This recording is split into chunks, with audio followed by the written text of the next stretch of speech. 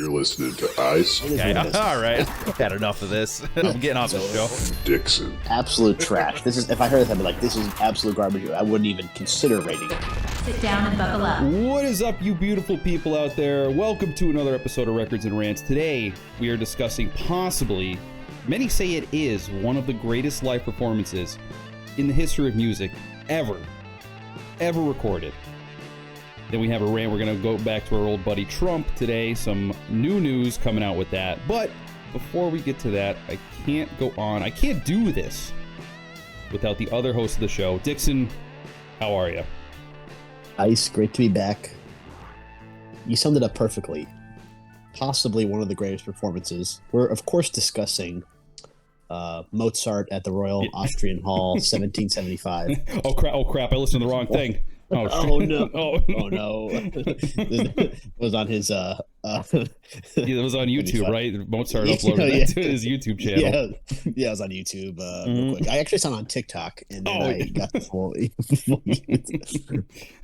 Bruce Springsteen has this album. It's called Tracks, and it's like all this unreleased alternate takes and stuff, and it'd be so funny if like Mozart had like a tracks like Symphony Number 6 alternate vibes. Oh my god, that would be fake. Could you imagine like a modern day Mozart, like classical, if they existed now? I wonder what they would be like. You probably would have a TikTok at Mozart 69. 420 Beethoven, 420. Oh my god! Do you ever see the TikTok where there's two guys that are in a car and they're like, yo, Beethoven just dropped a new track, and they start listening to it and they're like, oh my god, this shit goes so hard. Oh my god, this shit's fun. It's so funny. That's awesome. That's fantastic. I have to watch that movie. There's a movie about Amadeus. And I guess he wasn't that great of a guy, from what I understand. Like he was into his cousin or his sister or something, or he was into PP actions, like those kind of things. Yeah, That's what I understand. I get what you're saying. Do you think like a lot of them were weird back then? Because like I feel like society probably as a whole like didn't really care about too much. Yeah, I don't know, because I feel like everyone died when they were like 35, right? So it's like, you could just have sex with whoever. It doesn't matter. Yeah. You're gonna die anyway. Your teeth. You weren't brushing your teeth. You weren't showering regularly. I mean, you go to hit somebody from the back. I just can't imagine the amount of layers that you might need on your face. Yeah. That was probably like a thing. Man. That was like wow, that odor be busting, like it's slapping, and like became like a thing, you know? Oh man. That odor be busting. I think it's so weird to think like Mozart was into that kind of thing. Yeah, or like you see like those like documentaries like about like the old school like serial killers, like the Texas Chainsaw Massacre guy. Mm-hmm. Like you could see how like maybe there would be a Texas Chainsaw Massacre today, like after you take in like different things. But that guy was just going in blind. He just thought about doing all this stuff on his own. Yeah. Which is really, really even more disturbing. Like, I watched Doom and, I'm going to shoot up stuff. You know what I mean? Yeah, but he just had it right in his dome the whole time. Like he just thought of that stuff with no inspiration whatsoever. That's wild. That's next level sickness. That is kind of messed up. Do you think that stuff is corrupting the youth today that we see on our social media and internet, things like that? To a certain extent, no, because remember like Columbine, everything was like, it was Marilyn Manson, then it was video games, there was all that kind of stuff. Mm-hmm. I think have you heard the commercial lately that there's a lawsuit against, I don't know if they say the social media platform, but it's like a social media platform. It's created eating disorders and self-image issues, and they're doing like a class action lawsuit against something. I have heard of people saying that, like having that stance, but I haven't heard of a lawsuit though. But you see it online all the time. It's like, I mean, it's like the body dysmorphia thing, because like every influencer's hot, so like people watch it and they hate their own bodies, stuff like that. I think you have to put like think about like it's you see on the explore page, whatever it is, Mhm. these hot models in some foreign location. Who do you think is paying for this? There's some old guy behind the scenes. The Yes. photo's been taken by a $3,500 Canon camera. It's then been retouched and filtered and everything else. But no, this is Yeah. reality. Like, this is influence. But Yeah, I don't understand how people can't understand that this, like, everything is photoshopped, everything is fake. yeah, I don't know. I just don't understand how people can't see that. But no, but they're definitely not making a sacrifice. no, really not. However, Yes. no, go ahead. Go ahead. What were you gonna say? No, I was gonna say they're not making a sacrifice, unlike you did today, because BTS. I guess I would imagine Dixon would with flowery language say I coerced him to be on at this time. No, it's all good. It's all good. The show must go on no matter what happens. Our fans need us. That's true. That is true. We need to share our hot takes. Yes. But I guess you could say that I sort of made a sacrifice, right? He did. Dixon did make a sacrifice. He was hanging out with his fiance, and I guess kind of selfishly took him away. And then I told him the reason that I had to go, and I don't want to bring it up on the show because I don't want to lose any viewers. I completely understand. It's all good, not a problem. Okay. But let's just give me credit for possibly making a soul sacrifice. Wow. Which is what we are discussing today, right, Ice? Yes, we are. And I think the name is very apt because yes, it is probably one of the most soulful performances that I've ever seen in my entire life. Right. So we're talking about Santana, mm-hmm. Soul Sacrifice, live from Woodstock, 1969. The closing number from his set. And what's interesting is I kind of share with you is that so at this point, Woodstock is there, and you have legends are there. You have the Grateful Dead, you have Creedence Clearwater Revival, Jimi Hendrix, the definitive version of the national anthem, right? Yes. Everybody in that counterculture, who was anybody, was there. And what was interesting is that Santana, playing the festival, was the only band there that didn't have an album out. That is wild to me. How did they even get up there in the first place? They were. Yeah. You just have this band that doesn't have an album. They don't have, a presence on the market. So how did they get up there?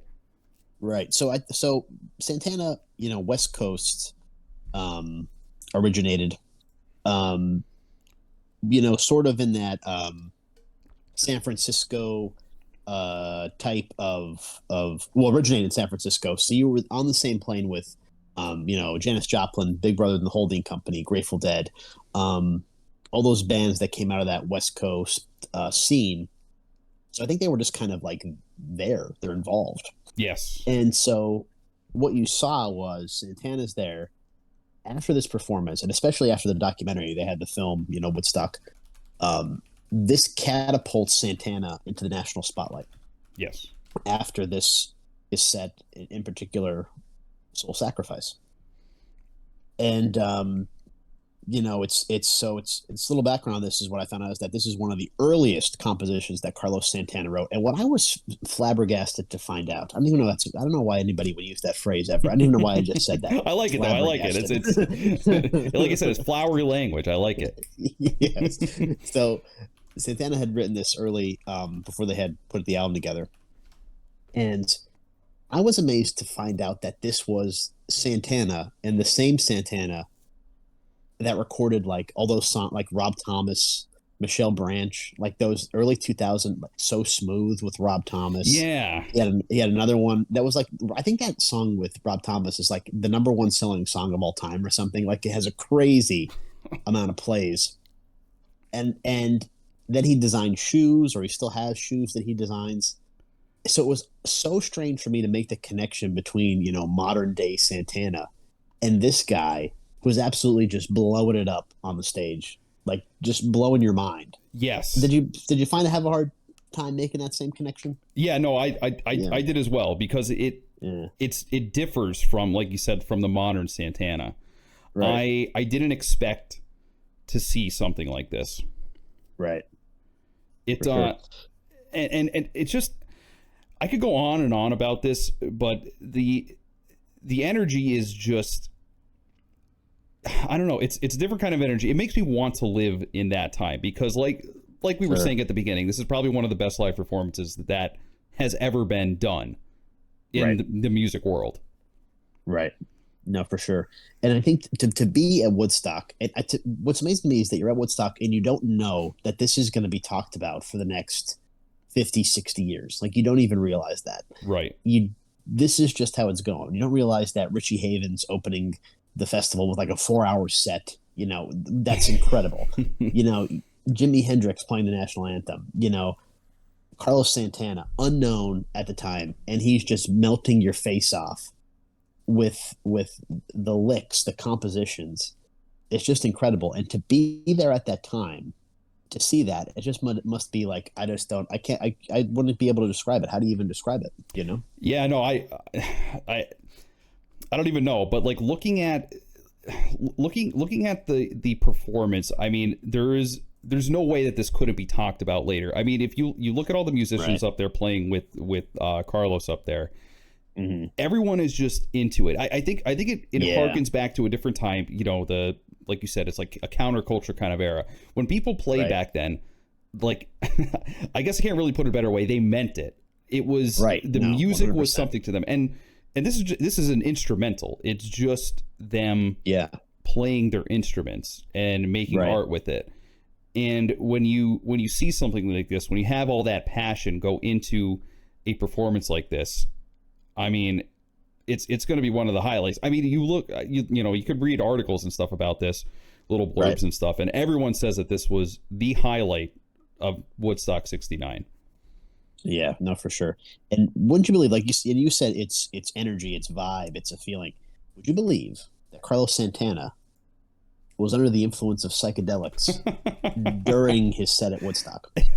No, and I think he claims that he's leveling off when it comes to Soul Sacrifice, but I think you could see it in his face, especially in the live video. But go ahead. No, sorry, I was just gonna say, because we talked about this BTS, and after you told me that, I watched it again, and I was looking at it.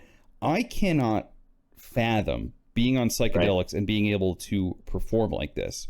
Now, I've never had these psychedelics, but I know people who have. And you pretty much can't function. Right. So the fact that Carlos Santana walked up there in front of hundreds of thousands of people and performed something like this is nothing short of a miracle. But do you know what he was on? Was he on? So they said mescaline. So there's an article from Far Out last summer, and it's actually him and Jerry Garcia. Jerry Garcia took psychedelics because he was scheduled to go on much later than he anticipated. So he's taking mescaline with Jerry Garcia, and he says, hey, you know what? I'm going to go on. I'll level off by the time I'm ready to go. And they said, if you don't go on now, you're not going to go on. So he said, what I thought is what my mom taught me. Immediately hold on to God and trust that God, who makes everything all right already, would guide you through all this energy.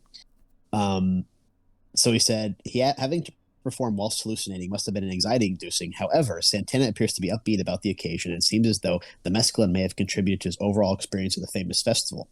And he then mentioned that he said he's playing it, and he said it's a guitar. It was like a snake, like he was having like a hallucination with the snake being his guitar. Yeah, he said through his body language he looked like he was wrestling with the guitar. Yeah, sure.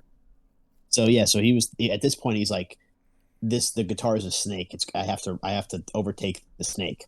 And so now he claims that he's leveling off for Soul Sacrifice. But to even imagine, I think, and we've had this discussion before, that when you're on this level of artistic creativity, that you're writing compositions like this, regardless of how you're performing them, there's got to be, you're tapped into something, some sort of source. Yeah. And we've made the comparison before with different artists that maybe this facilitated a greater opening of that source and kind of made that performance that much better. Yeah, and I think you're absolutely right. Like just back to what we said before, you have to tap into some kind of source. I think the Beatles, they used some hallucinogenics to start to get inspiration for their music. Right. I mean, you know, I started saying like it's a detriment but it obviously some people could harness that energy, I guess, and make it into some kind of art. Do you know if anyone else in the band was on anything during this performance? I don't know. And the whole thing, one of the, I think like the center point, the keystone of the whole performance is the drummer, Michael Shreve, and he is just wailing on those drums. Yes. And they made an interesting note here that he was the second youngest performer because he was 20 years old at Woodstock.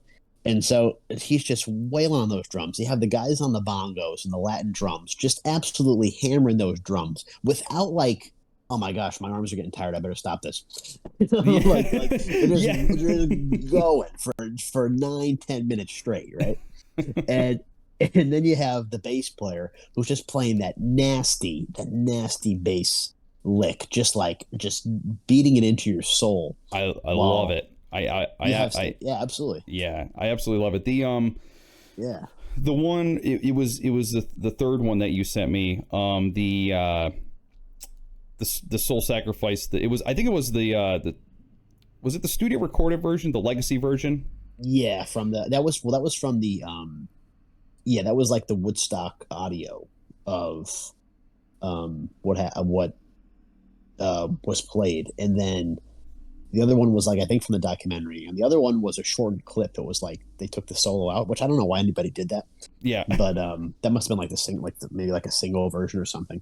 But yeah, so you had a couple. I just wanted you to make sure you heard the drums, heard the flavor, and then got the full idea. Yeah, no, I think the full idea. I really appreciated it more. I don't know what it was because I think I was so focused watching the live performance with Santana, but with the studio version, with the visual aspect taking out, not to say it's any better because it's it's not, but without the visual aspect, they really got to focus on the music, and just the drums really captured me.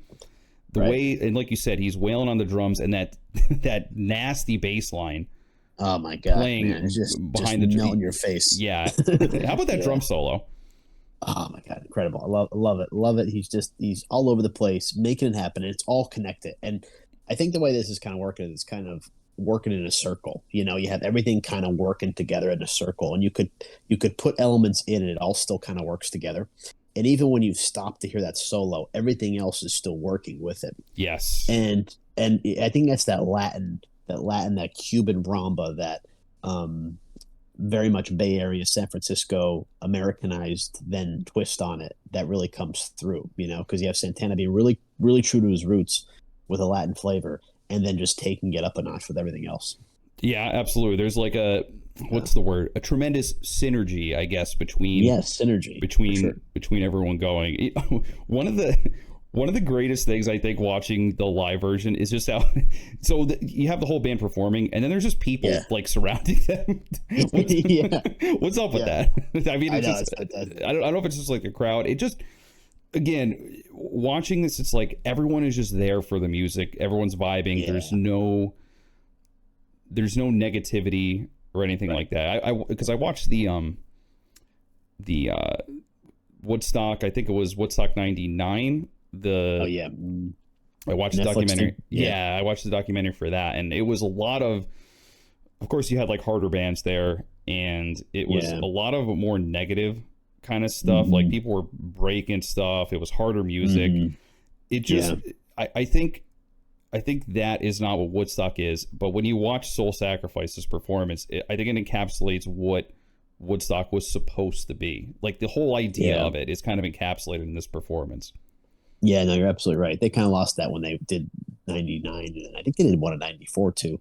Yeah. But I love from the video, just two things. I love the guy that's on the keyboard and the organ, because he looks like he's just about to like pass out at any second. He pulls out like a cowbell, and he's got the cigarette, and then he's got maracas, and it looks like he's just about to like just drop over dead at any second. I'm watching right now. He looks like he's on something. Yeah, for sure. He's sweating his face. Yeah, he's all coated in sweat, and he's got those maracas, which there's no way you're able to know coming from those maracas. Crowd noise and the way that the amplifiers are set up. Yeah. I love too is that Santana has the world's shortest amplifier cord that's on his guitar. It looks like he's like on this leash. Like he literally cannot take more than 2 steps. No wonder why I thought he was wrestling with it, because he couldn't move anywhere. Yeah, I know. He was probably getting some resistance, and like with the psychedelics, like, oh my god, I got this thing's fighting against me. For sure. Absolutely. And I think that, Santana's music, his catalog. I think one of the few artists, he's, a few artists that has spanned decades and has been relevant. You can make the argument, okay, you have the Rolling Stones, you have guys like that, but like to have like music that was popular in different eras, for being, starting relatively unknown, not achieving that much stardom, that's pretty impressive, because when you consider how he started out, how this kind of put him on the map, and then you consider the Y2K stuff, and you have Black Magic Woman, and but he's been around, and he's always maintained that sort of Latin flavor, regardless of what he's been doing, and his energy, his spirituality, his ideas. I think he's been true to those things in all of his compositions.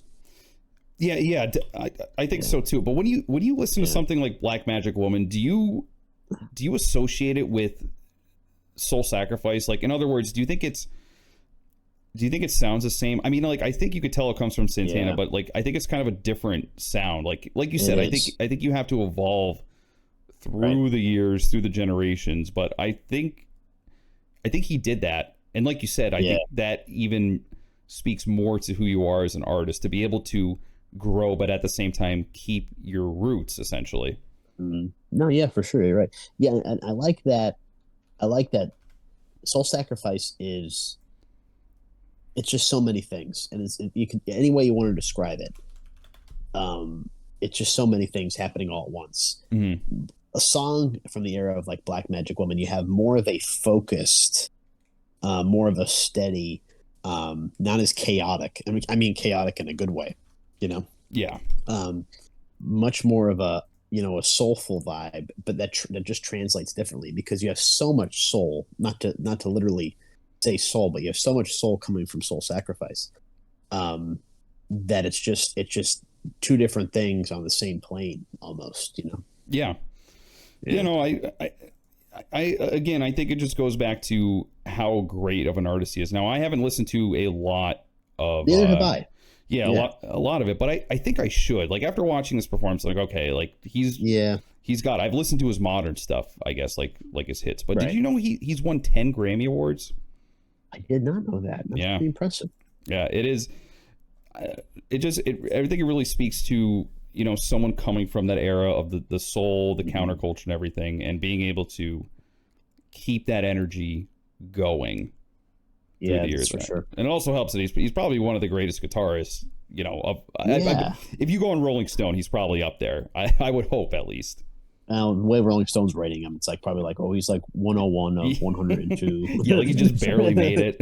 Yeah, no, definitely. I often overlook, and I think just because of either it's my own ignorance or maybe just the fact that he's not always talked about. I often overlook Santana as an artist, as a guitar player. Yeah. And I think, like you said, he's got to be one of the greatest of all time. And you can imagine, you see Jimi Hendrix, you see Santana in the same day or the same time at Woodstock. How you didn't go out and like buy a guitar immediately? I don't know. That's the first thing I would have done. Like, oh my god, these guys. Yeah, seriously, this would be the most inspirational thing that I have ever seen. Honestly, for sure. If you're there as like a young kid watching this happen, you're right. I don't know how you can't do anything but go out and buy a guitar. It's insanity. It's just what a time to experience. And I guess we're pretty fortunate because we get to still talk about these kind of things. It's still part of the conversation. But to be, I mean, they kind of reserved, impending disaster and the inevitable collapse of the United States for this era. But you could have to be alive during the Woodstock era. I mean, that was just incredible. That was just insane. Even if you weren't there, I mean, just to like carry that with you, it's got to be just the next level feeling.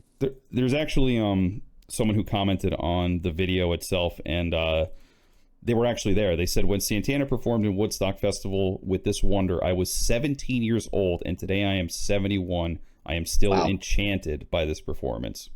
Incredible. I would love to hear from those guys, like if you were in the back of the crowd, like how it sounded, like what you could hear, if you could hear anything.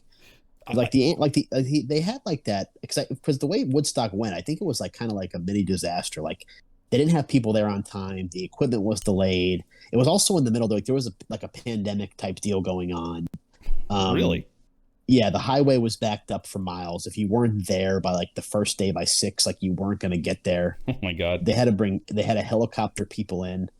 I think they helicoptered in like the Grateful Dead and Joni Mitchell and everything else. Holy crap. I didn't know that. So I wonder how it translated like in the back, how it sounded if you caught all the intricacies of the performance, I would say, yeah. I don't know. I feel like the acoustics, I mean, I feel like there's some kind of sound engineering when you go to a live performance like that, but it's just like it's like a big open field. I can't imagine like being in the back of hundreds of thousands of people. Yeah. You probably didn't really catch it, but yeah, I don't know. I think either way, even if you're in the back, you probably still really appreciated this. Oh yeah, just for the energy alone, the vibes alone. Yeah. So yeah, that's definitely. I'm happy to have shared this with you, because when I it's much like the Talking Heads we discussed, like when I heard this, I was like, this is it. This has got to be the greatest thing I've ever heard in my entire life. Yes. And I'm like, I'd love to discuss this, because it's just one of those moments in time that you're never going to replicate. And I'm like, this is like the pinnacle of music when I first heard this. And so I'm happy to share it with you and then discuss it as well. Yeah, no, I'm really glad he did. You know what was really interesting when I was listening to it, I enjoyed this more than pretty much any 20-minute Grateful Dead jam that I've heard. And I know that might be blasphemous to say, but this was there was just something different about it. I feel like when you listen, oh man, this is going to be blasphemous, and a lot of people are going to get upset with me. But I feel like when you're listening to Grateful Dead, it's just kind of like going through the motions. It's just like everything. Oh my God, I'm going to get so much hate. Everything just sounds kind of the same. It's like, okay, we're going to jam a little bit. Okay, there's the keys coming in. All right, right. But like this just had soul. I think that's the best way I could describe it. It was a soulful performance. Yeah, I there's a lot of stuff I like by the Grateful Dead. I really do. I've seen them in different arrangements. Like I think like maybe 3 or 4 times. But after a while, it's like, okay, like I've had enough. Yes, that's what I'm trying to say. Yeah, it just gets you going, and I think the comparison that I think that what they might say in the comments is like, oh, this is 2 different vibes. These are 2 different things, and I could see that, but you're absolutely right. Like this is like next level stuff. And I will say this, I think this is blasphemous too. I feel like Dead and Company, which is, Bob Weir and the drummer from the Grateful Dead with John Mayer, I think that's taken their music to a whole nother level. And I think it's really made their catalog better and maybe not a lot of aspects, but in some aspects it's made their catalog better and more accessible. So I'm with you on some of those points that you made for sure. I would imagine to be honest, I've never listened to Dead and Company, but just the inclusion of John Mayer, I think getting some new blood in there, some kind of person who appreciates that era and the Grateful Dead, but also brings in a kind of modern, I guess, look at it. I mean, he's an amazing guitarist. I know a lot of people don't like him because they think he's an asshole, but he's incredible. Yeah, he's the Jennifer Aniston and the Taylor Swift thing. I guess that gives him a bad rap. But no, he's definitely. I feel like he's underrated in many respects when it comes to the guitar. I 100% agree. I remember when I first got my guitar, I was like, oh, I'll play some John Mayer songs. They're really difficult, believe it or not. Are they really? They wow. are. Yeah, they're quite technical. It's not just strumming along with like some chords. It's wow, that's wild. That one song, I think it's called Why Georgia. Oh my God. Yeah. Oh my god, it's this guitar is so good, but that's just a little aside. But yeah, this performance, Soul Sacrifice, amazing. I'm really glad that you showed me because I did not even know it existed. Well, there you go. See, I'm you know, we're making things happen. We're creating connections. And Yes. you know, definitely not a soul sacrifice being on this show. No, not at all. However, it seems like a soul sacrifice is being made elsewhere in the world. Oh boy. So you were mentioning before our old buddy Trump. So Yeah, our buddy. New York City for an arraignment today. And how did that go? Well, okay. So as far as I know, he was officially arrested. Arrested? Yes, he was Oh my arrested gosh. officially. But again, Wow. we had the no cuffs. No cuffs. Okay. But unfortunately, and Right. this really pees me off, and I don't know why they decided to do this, but there are no cameras allowed inside. So essentially, we really have no idea what's going on. We have no idea what Well, yeah. transpired. All we know is that he was officially arrested. There's nothing coming out about it, and we're kind of left in the dark. But Okay. Stormy Daniels has been tweeting up a storm. Oh God. She's been calling Trump tiny for some reason. Oh, I think because of his J of his Johnson. I guess so. Could you imagine Trump having a small PB? I don't know about that. Do you think that's No, true? no, Or do you think she just like talking ass? I could see it either way. Yeah, you know what? I actually could too. I'm not really sure. I haven't made my mind up on that. I haven't really put too much thought into it, but Yeah, but no, I don't know. I could see either way it could go. Oh my god! But she's been coming out with some crazy takes, like this one right here. Y'all keep saying I'm a sea dumpster like it's a bad thing. It's definitely more fun being under my sexy man instead of being under arrest right now. Wow. Oh boy. Well, wasn't she now? If this actually happened, didn't she willingly partake in this whole thing? Yeah. See, like that's the thing. She was the one that partook in this. What's weird to me is that there was even hush money involved. Like I feel like when you're rich, I think we've talked about this a lot before, but I feel like when you're rich, you just kind of go and have sex with anyone. And like it's just kind of whatever. I feel like once you're just like once you're a billionaire, you kind of probably sociopathic. You probably had to step over a lot of people to get there. Your life is just completely different, right? So I can't imagine what's her name, Melania, being right too upset about this. I don't know. That's just me. Right. I don't know what you think about that. No, yeah, I hear what you're saying because like that, I think it's just at that point it's like, oh, well, people are expendable. My income's expendable. What do I care? Go ahead and tell them. What do I care? Like I don't. Yeah. The whole thing seems so concocted, and I remember she was trying to get this going for years. And I mentioned in the last episode how there was supposed to be a document somewhere that she swore that this didn't happen. But then he had her lawyer, that Michael Avenatti or whatever his name was, and the whole thing he came up with and ended up he was either arrested or disbarred or something happened to him too. But this has been going on for a while, and now all of a sudden, oh my gosh, this is it. He's under arrest and we're going forward. Like, come on, guys, you know? Seriously. And that Avenatti that you mentioned, that guy's an asshole. He is. Yeah, for sure. He's like a lawyer scum. He actually stole a lot of money from his clients. Like he would take his clients. Gosh. They would never get money. He would take all the money. He stole money from one of his clients that was in a wheelchair. Even like he really has no heart. He's serving jail time now because of all of his extortion. I think Nike went after him. Yeah. Yeah. That's what happened. Mm-hmm. So, I mean, there has been some goings on. There's been I think they said there were about 100 protesters gathering around outside the courthouse. I did see some of that stuff, and there was like both sides going on, and that George Santos was in the middle of it. the rep from Long Island that has lied about his entire resume. He was there for some. Oh my god! That's unbelievable. Yeah, that's funny. Miss MTG was there too. Marjorie Taylor Greene. Oh, of course. She kind of freaks me out. Yeah, she's a little intense, little beyond. Just her, I don't know. Just what I don't know. I don't like to talk about people's looks, but like her eyes just kind of freak me out. Yeah, the eyes are a little freaky, and then like everything is such a broad brush. Like, yeah, all Democrats are groomers. Like, all just these outlandish statements all the time. Yeah, can we just chill? Like, can we just please chill? They're like, well, this is why I think this. It's like, no, this is this, and this, and there's no other way to think about it. Yeah, I'm like, she's like no better than AOC or any of the other people. They're all on the same level, you know.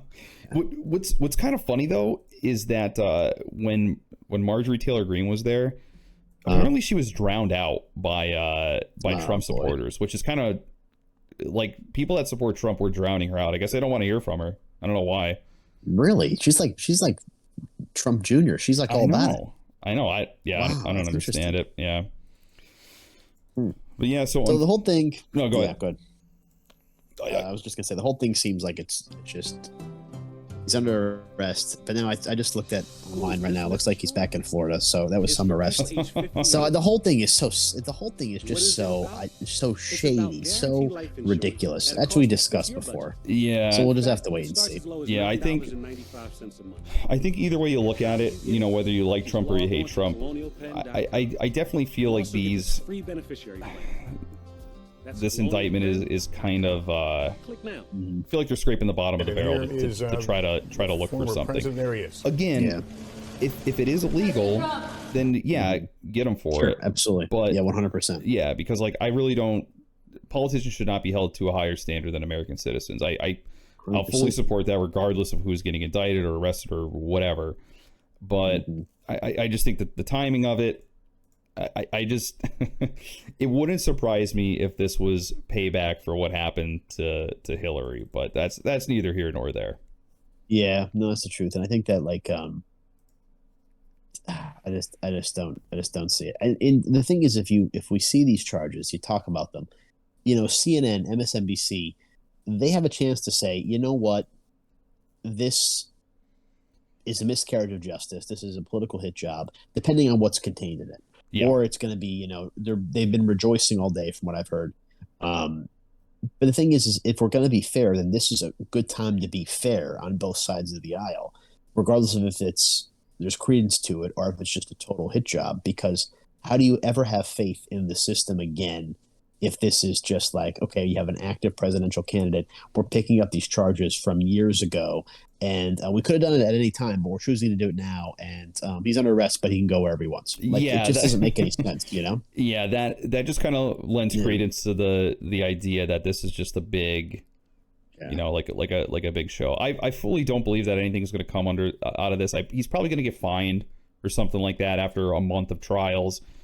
And then everyone's going to forget about it, honestly. I just wonder what happens after this. Like post Trump trial, is it going to boost him or is it going to hurt him? I don't know. Yeah. I think that if it ends up being a fine, whatever, they're still going to celebrate that. Oh, we finally got Trump. Trump is there. And then if it's just a fine, it's going to be like, oh, Trump is vindicated. And then it's going to either, you know, it's going to be on every ad and everything else, but either way, it's going to be they can use it to they're going to be, either side is going to be able to use their advantage, I think. Yeah, 100%. I think at the end it's just going to be a wash. I think no one's going to care at the end of the day. I mean, no, public attention span is something's in the news and it cycles out in like a week, no matter how big it is. No, for sure. Yeah, but so wait and see. Yeah, I guess for sure. I guess we will wait and see. But there's something positive that I wanted to talk about before we go. Oh, okay, let's hear it. And that is our viewer comments, guys. We love when you comment. We really do. I say it every time. Dixon and I super appreciate it. It's awesome to interact with you guys, and we bring up the comments every single show. This one was actually just 2 days ago, Dixon. It's from Mr. Justin Martinez. Now listen to this. This is fantastic. Ooh, nice. Excuse me. He said, just discovered this channel, but I'm so glad I did. This is the best music channel on YouTube. Been looking for shit like this. Oh my gosh, that's incredible! What a compliment. And that was on our Beach Boys Friends, the most underrated album of all time. That Yes. video. If you notice with that video is that there's such a fan base for these types for like that, like a video like that. Is Mhm. that what do we notice? We'll release something, we'll get a bunch of views, then it kind of slows down. Those just slowly kind of build, like a view here, 3 views the next day, stay stagnant for a while. Next week there's something else, another amount of views. Yeah. So that's what's kind of cool about some of those things that we released, because they're out there and people can find them. And I would love to make this a Beach Boys fan channel. I send you. That's it. The ultimate goal. That it's been revealed. I sent you this guy. There's this guy on TikTok, and he has a YouTube channel, Giggins. Shout out to Giggins. But he does like 60s music and things. Mhm. But he posts a lot of Beach Boys reviews and Beach Boys videos. So I know I send you his reels all the time, like, oh, this could be us, but you slip in. Yeah. It was him and his buddy, and they have like Sail on Sailor and the Sail on Sailor merch and the hats, and they're like, all right, we're a review. I'm like, wow, this could be us, ice, but whatever. Oh my yeah, God. Shout out. Appreciate the comments. That's awesome. Yeah. Thank you so much. I'm actually looking at this Giggins right now. Album review. He's up to number 367. Wow, this guy works. Wow. Yeah, no, he does. He puts in a lot of work. His stuff is really good too, and he kind of gave me the idea because he shares a lot of the vinyl that he's collected. That's cool. And I'm thinking, boy, I should do that because I hate to bring it up, but I have a few very rare pieces in my collection, so that's really cool. But yeah, that's awesome. That's a great comment. Yeah, no, that was great. One of his most popular videos is actually Beach Boys Friends. 10,000 views Friends. 5 years ago. Yeah. Yeah, Friends is a really solid album. There's another album I want to talk about that's also in that same category, which we can discuss, BTS. Oh yeah, see how that goes. Absolutely. Yeah. Well, guys, again, thank you for sticking with us. Thank you for subscribing, commenting, liking the videos. And you know what? If you could just take the time, we implore you, please leave a like on the video. That is one of the biggest things that helps the algorithm. Commenting helps too. It'll really push our videos. But either way, we just appreciate you guys listening. And we will have another fantastic episode next week. So make sure to tune in. And we will see you in the next episode. Peace.